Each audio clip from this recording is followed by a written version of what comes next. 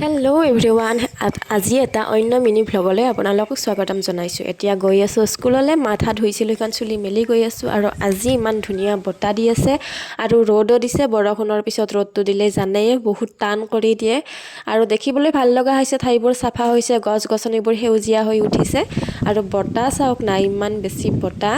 আৰু চুলি তুলি জিকাই আছে, শুকায়ে গ'ল। আহি স্কুল নেপাওঁতে, ঘৰৰ ওচৰত থাকোঁতে শুকায়ে গ'ল।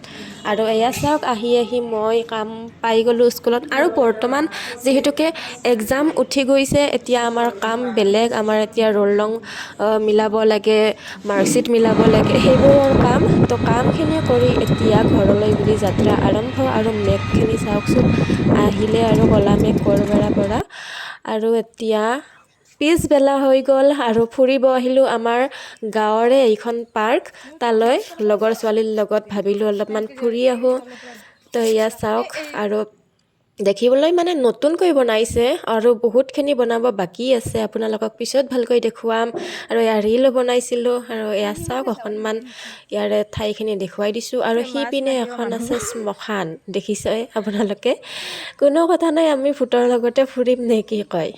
আৰু এটা ডাঙৰ কথা জানেনে, আমাক ইয়াত বন্ধ কৰি গেট মাৰি গুচি গৈছিলে। আমি এই ৱাল পাৰ হৈ আহিছোঁ। কোনো কথা নাই বাৰু, আমাৰ অভ্যাস আছে, কিন্তু অলপমান ধ্যান ৰাখিব লাগে, ভিতৰৰ মানুহ চাব লাগে।